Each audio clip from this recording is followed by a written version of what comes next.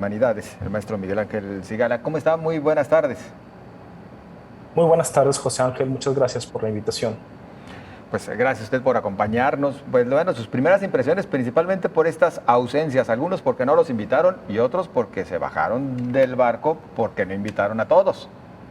Sí, efectivamente, la ausencia más importante, creo que para el continente y sobre todo para México, es la ausencia de nuestro presidente Andrés Manuel López Obrador en la cumbre.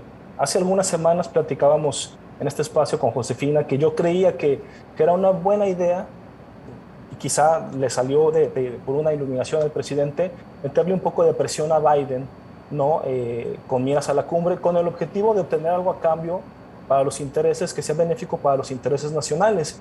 Pero por lo visto, López Obrador en términos de la relación bilateral y en términos de la política internacional, pues no obtuvo nada a cambio porque no está en la cumbre de las Américas. No sé cuál haya sido su estrategia en términos de política exterior, pero está claro que prefirió privilegiar los beneficios que al interior obtiene con sus posturas antiamericanas, sobre todo ante el presidente Biden. López Obrador lo ha dicho desde que inició su presidencia y yo sigo viendo un patrón muy claro. La política interna, la mejor política exterior, perdón, la mejor política exterior es la La política interior. interna y así lo sigue reflejando. Me parece que la ganancia que obtiene López Obrador es interna, sigue fortaleciendo su imagen al interior con sus posturas antiamericanas. Por otro lado, la cumbre efectivamente es una cumbre hasta cierto punto débil y lastimada.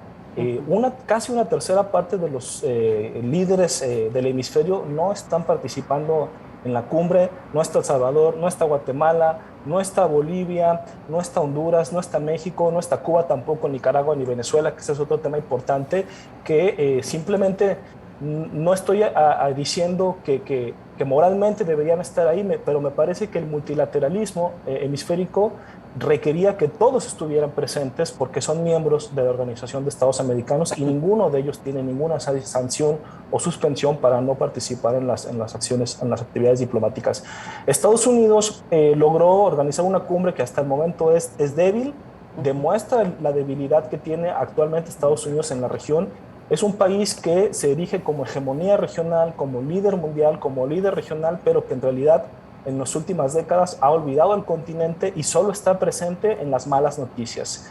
En temas migratorios, en temas de irrupciones del orden democrático, en temas de crimen organizado, en temas de racismo, en temas de supremacismo blanco, Estados Unidos solo está reluciendo en las malas noticias del continente y no en las buenas noticias. Y el resultado ahí está, José Ángel y Josefina, una cumbre que en realidad demuestra mucho su debilidad que tiene actualmente como líder internacional en el hemisferio occidental, ¿no? En el continente americano. Y mire, estimado maestro, lo estoy escuchando y no sé por qué se me cruzó la elección de pasada del 5 de junio aquí en México, en donde la oposición dice, a ver, no perdimos, ganamos 2 estados cuando tenía 6. Y lo estoy escuchando y digo, a ver, cierto, esta cumbre está muy debilitada y Estados Unidos no puede decirse triunfalista de haberla organizado porque pues hay muchas ausencias, muchas ausencias. Además, en una de las conferencias, maestro, el secretario general de la OEA, Alejandro, que ahorita se me escapa el apellido, Alegro, Almagro. Almagro, fue increpado de una manera tremenda por su papel tremendo en el golpe de Estado en Bolivia. O sea, siguen apareciendo pues más manchitas, le ponemos a esta cumbre, maestro. Sí, que en realidad ese es un tema interesante porque la OEA históricamente es atacada por las facciones nacionalistas y algunas que se dicen de izquierda. En todo el continente se sospecha de que la OEA está detrás de los golpes de Estado. En el caso particular de Bolivia, la OEA, como lo hacen todas las elecciones, observa las elecciones y emite una opinión que es aceptada previamente, su participación por los países de la región y por los países que estén celebrando elecciones.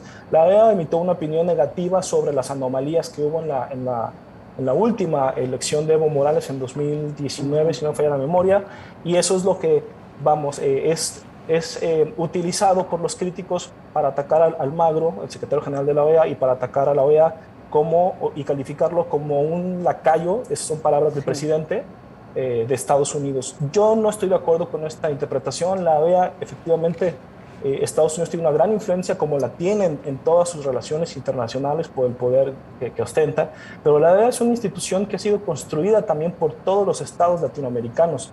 La democracia es un interés tan de Estados Unidos como de todos los países latinoamericanos. El principio de no intervención, que es el otro gran principio de la OEA, es un principio principalmente institucionalizado en la OEA gracias a los países latinoamericanos y otros miembros del continente que no son Estados Unidos.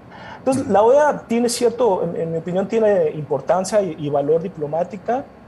Por ejemplo, algo que me parece positivo de la reunión es que se va a tratar el tema migratorio y por primera vez a nivel institucional, a este nivel formal, multilateral, Estados Unidos va a reconocer su corresponsabilidad en el problema de la migración a nivel regional.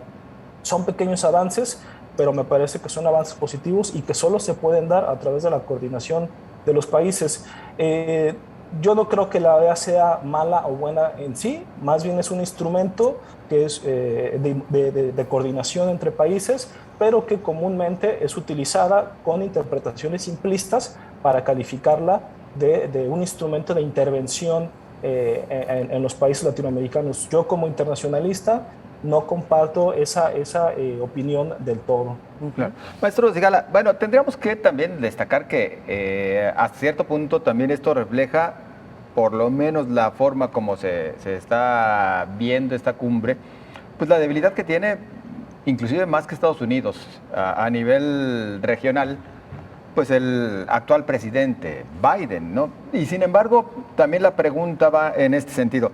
¿Realmente se puede considerar descafeinada la cumbre cuando hablamos de que sí acuden, por ejemplo, Brasil, Argentina, Chile, Canadá? México mismo, pues no fue su presidente, pero está ahí presente, es decir, México no marcó terreno más allá de que López Obrador, como bien lo dijo usted al inicio de su intervención, pues continuó más bien tratando de conservar esa imagen que tiene hacia el interior del país y que le abona a él y a su proyecto político en México. ¿Pueden salir resultados interesantes pese a las ausencias y pese a todo el contexto en el que se ha registrado esta cumbre? Yo creo, José Ángel, que difícilmente va a ser un fracaso la cumbre. Creo que va a haber algunos pronunciamientos de política importante en términos de prosperidad económica, en términos de cambio climático y sustentabilidad y en términos de migración. Habrá que ver qué forma toman los documentos finales, pero lo que no se puede negar es que lo más importante de la cumbre está pasando fuera de la cumbre. Todos los elementos que mencionas en realidad son los más relevantes, los más interesantes y los más graves en muchos casos. La cumbre está demostrando que Biden en realidad le quedó grande en muchos sentidos. No sé si la política exterior de su gobierno, pero por lo menos el liderazgo hemisférico. Esta cumbre comprueba que ha sido un presidente que no pudo articular voluntades, que no pudo atraer, que no pudo consensuar, que no pudo conciliar intereses con sus propios vecinos más cercanos y yo diría que hasta tan leales en términos de intereses y de objetivos estratégicos, la mayoría de los países latinoamericanos, como lo pueden ser los europeos. Por otro lado, también nos dice esta reunión que el estado de la democracia y el estado de la cooperación internacional en América Latina y el espíritu internacionalista pues no se está diluyendo, vamos, o sea, están aflorando cada vez más regímenes populistas de derecha o extrema derecha, como es el caso de Bolsonaro. Sí. Hernández probablemente vaya a ganar con esta misma línea en Colombia. México tenemos a un régimen nacionalista con tintes populistas, aislacionista, y así nos vamos por diferentes países donde lo que menos esperan los países es cooperación internacional. Yo creo que es importante porque la migración, por ejemplo, o atacar el crimen organizado o fomentar el comercio internacional no se puede lograr de manera aislada, tienen que coordinarse. En ese sentido, esta cumbre nos está demostrando que eso en realidad va a continuar como una tarea pendiente entre los países del hemisferio y que lo más importante está pasando fuera, ¿no? Lo que sucede en México, la debilidad interna que tiene Biden. Aquí quisiera anotar algo muy importante. A mí me parece que fue un error, hablando de la debilidad de Biden, que Estados Unidos no invitara a Cuba, a Venezuela y a Nicaragua a la cumbre. Pero en realidad no podía hacerlo el presidente Biden porque el costo en política interna iba a ser muy alto. O sea, iba a ser crucificado prácticamente por los republicanos y los conservadores por incluir en una reunión en Estados Unidos a dictaduras. En realidad, el peor enemigo para convertirse o para fortalecerse como líder hemisférico en este momento, el peor enemigo de Estados Unidos es el propio Estados Unidos. Su política interna, su democracia en crisis, su crisis de derechos humanos y su radicalización interna no le ayudan para poder ser un líder en las Américas, y la prueba está allí.